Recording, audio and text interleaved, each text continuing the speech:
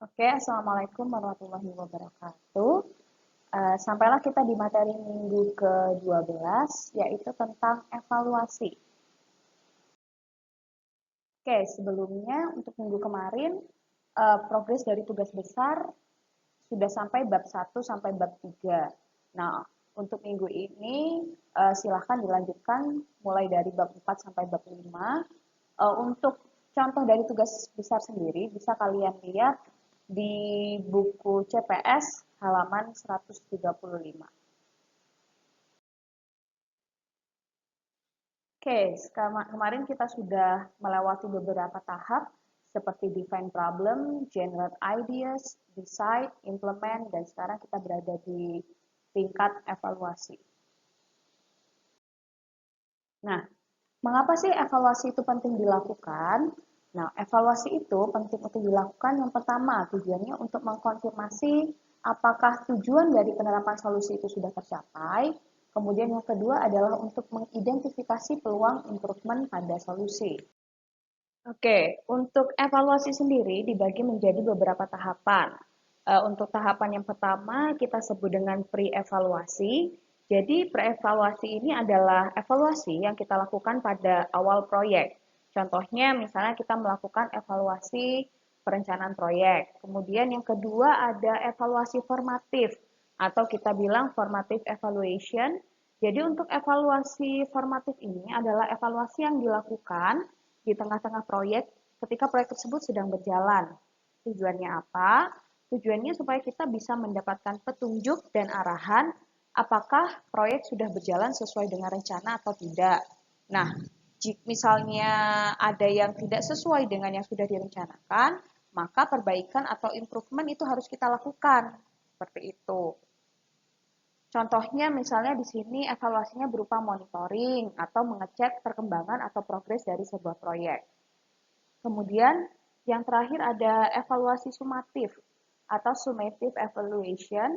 Jadi kalau evaluasi sumatif ini, evaluasi yang dilakukan saat akhir proyek atau setelah proyek itu selesai dilakukan. Nah, tujuannya itu untuk apa? Tujuannya adalah menilai keberhasilan dari proyek tersebut.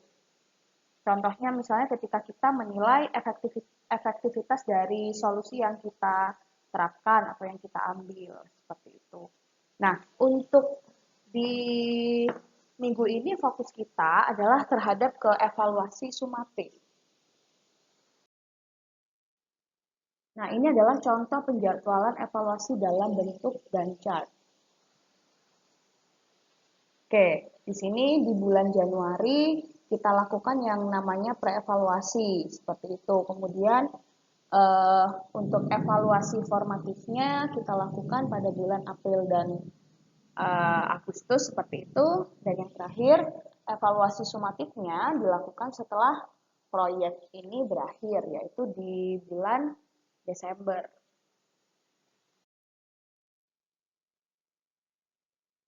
Nah, ada dua metode untuk kita melakukan evaluasi.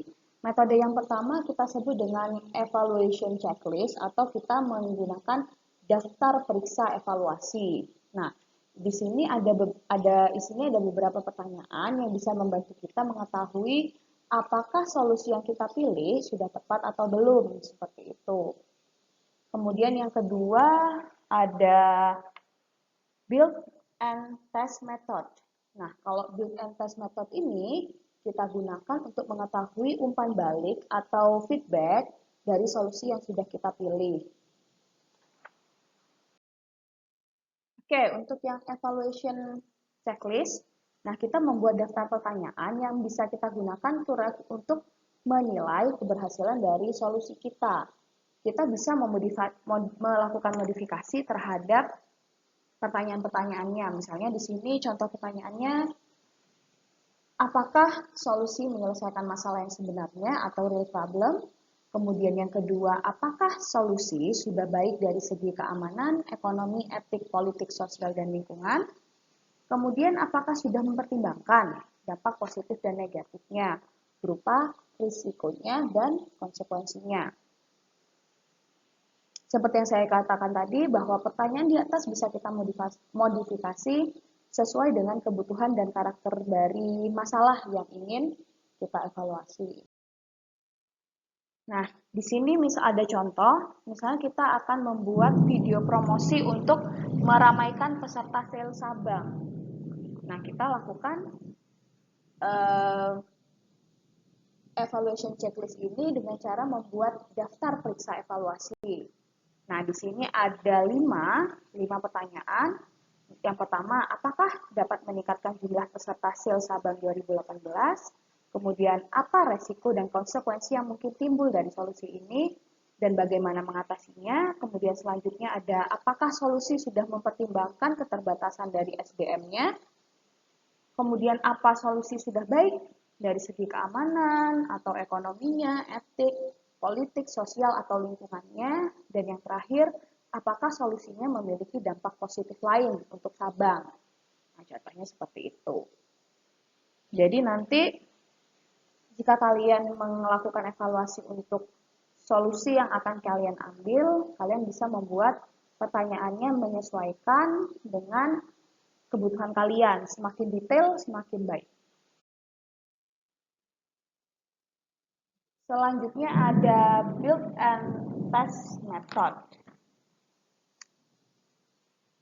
Nah, di sini ada 2 tahap. Tahap yang pertama ada build. Jadi kita membuat solusi dalam bentuk prototipe berwujud atau tidak berwujud. Sudah dibahas ya kemarin terkait apa sih perbedaan prototipe berwujud dan tidak berwujud seperti itu. Kemudian yang kedua ada tes. Jadi untuk solusi berwujud, kita berikan prototipe kepada calon pengguna atau user untuk mencoba, lalu kita mintai pendapat. Nah, untuk solusi yang tidak berwujud, kita memberikan pengalaman langsung ke user atau melalui role play bersama anggota tim. Jadi kalian coba sendiri nih untuk yang solusi tidak berwujud ini. Ini adalah form yang bisa kalian gunakan ketika melakukan build and test method. Jadi nanti untuk di tugas besar kalian wajib menyertakan evaluasi ini dalam bentuk build and test method. Jadi di situ ada what work yang pertama, kemudian yang kedua ada what could be improved, kemudian ada questions, dan yang terakhir ada ideas atau ide ya.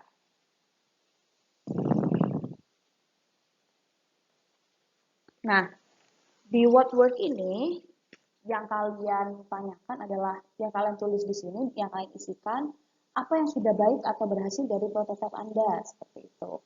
Kemudian dari apa yang bisa dikembangkan, kemudian apa yang masih kurang dan apa yang perlu diperbaiki dari prototipe yang Anda buat.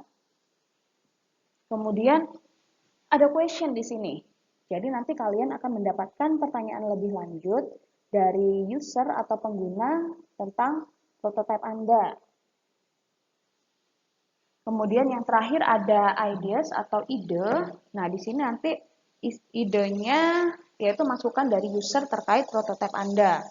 Nah, kalau yang di pertanyaan dari user itu memberikan kesempatan kepada user untuk bertanya lebih lanjut terkait solusi yang sudah dibuat. Misalnya usernya nanya tentang bahan pembuatan prototipe. Kemudian ada fitur lain apa saja nih dari prototipe yang Anda buat.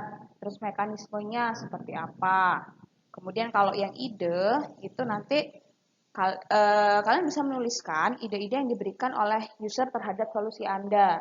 Misalnya si user tadi memberikan ide tambahan, kalau misalnya prototipe Anda bisa diberikan tambahan fungsi, nah berarti kan nanti akan memberikan masukan supaya nanti prototipe kalian tidak hanya punya satu fungsi, tapi bisa lebih dari satu fungsi. Seperti itu.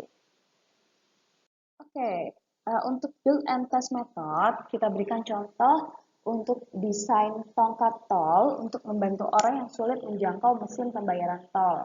Yang seperti yang kita ketahui saat ini untuk jalan-jalan tol sudah banyak dibangun di Indonesia. Kemudian tongkat tol ini menjadi salah satu inovasi untuk pengguna jalan tol yang bisa memudahkan mereka untuk menjangkau, untuk tag di gerbang tol seperti itu. Nah, desain tongkat tol yang diberikan ke user untuk dicoba adalah desain tongkat tol yang seperti ini. Nah, pendapat dari user setelah mencoba prototipe tersebut, nah ternyata tongkatnya ringan, mudah digunakan, dan mudah disimpan, tidak makan tempat. Nah, apa sih yang bisa diimprove? Ternyata variasi warnanya diperbanyak, kemudian bahan yang digunakan bisa divariasikan. Terus ada pertanyaan lagi nih dari user. Yang pertama, apa ada fitur lain dari tongkat tol ini? Jadi tongkat tol ini nggak cuma dipakai untuk tapping di pintu tol seperti itu. Kemudian ada pertanyaan berikutnya, ada berapa sih harga yang tepat untuk tongkat tol ini? Kemudian selanjutnya ada ide yang diberikan oleh user. Yang pertama, bagaimana sih bila tongkat ini juga memiliki fungsi lain sebagai tongkat untuk swafoto atau untuk selfie? Bisa nggak gitu ya, seperti itu. Kemudian, gimana jika panjang tongkat bisa diatur sesuai kebutuhan pengguna? Nah, dari sini kan kalian bisa mendapatkan feedback dari solusi yang sudah kalian buat tadi. Hasil improvement berdasarkan masukan user yang tadi, berdasarkan pertanyaan, dan berdasarkan idenya, maka tongkat tolnya dibuat dari bahan yang lebih kokoh dan dapat diatur panjang pendeknya. Jadi seperti ini ya tongkat tolnya. Nah, untuk tongkat tol yang tadi sudah memenuhi ide yang diberikan oleh user ya, untuk selfie bisa, kemudian bisa diatur panjang pendeknya kan, karena untuk kendaraan itu ada yang kecil, kemudian ada yang lebih tinggi seperti itu. Jadi kan untuk menyesuaikan saat mereka akan tapping. Berikutnya ada kasus dari uji coba pelaksanaan Car Free Day di suatu ruas jalan.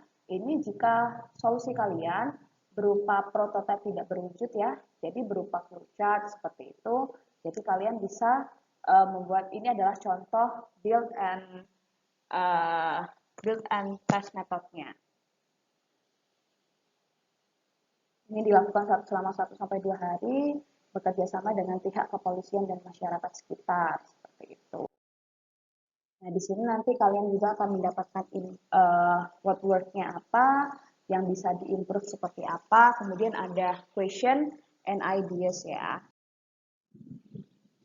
Nah, berdasarkan masukan dari masyarakat tadi, kalian akan mendapatkan input sehingga kalian bisa mengembangkan ide kalian. Oh, ternyata saran dari masyarakat supaya ada jalan sehat berhadiah. Kemudian pengadaan bus toilet. Nah, sama uji coba MRT Jakarta itu juga merupakan salah satu contoh yang prototipe tak berwujud. Nah, seperti ini ya untuk yang what-nya, what could be improved, question, dan ideas-nya. Kemudian ada contoh role play-nya ya. Nanti akan saya sajikan di video sendiri ya. Nanti kalian bisa lihat di video setelah ini. Jadi untuk penciptaan Speedy Service System oleh McDonald's Brothers dengan mensimulasikan dapur restoran di lapangan tenis. Nah, jadi Speedy Service System ini adalah suatu sistem yang dibuat oleh pemilik McDonald's itu untuk melakukan optimasi pergerakan di dapur restoran sehingga pelanggan bisa mendapatkan pesanannya dengan lebih cepat. Seperti itu. Oke, selanjutnya untuk latihan hari ini, untuk build and test, jadi kalian bisa buka modul halaman 107-108, nanti kalian per individu pilih salah satu solusi yang telah diterapkan di Universitas Pertamina dan coba lakukan evaluasi terhadap solusi tersebut dengan langsung meminta pendapat dari para pengguna solusi, seperti itu. Nah, nanti kalian menggunakan form build and test methodnya. Oh, ini dikerjakan per kelompok aja ya. Jadi nanti kalian bisa pilih di halaman 107-108 itu. Di sini ada beberapa contoh. Nah, yang pertama ada pengembangan kantin, kemudian ada ruang diskusi, ada pembangunan musola di GOR, pengalihan rute kendaraan, information center lost and found, pembangunan smoking area di sejumlah kawasan, dan sebagainya ya, sampai pembukaan startup aktif di UP. Jadi nanti kalian survei minimal ke 5 user, itu kalian bebas siapapun kalian bisa survei, bisa dosen, bisa senior kalian, atau bisa teman angkatan kalian juga bisa. Nah, nanti kalian kumpulkan semua idenya itu, tuliskan di dalam evaluation build and test method ya. Untuk tugasnya nanti dikumpulkan hari Jumat jam 9 pagi. Maksimal Jumat jam 9 pagi kalian bisa mengumpulkan sebelumnya. Oke? Okay? Oke, see you next week.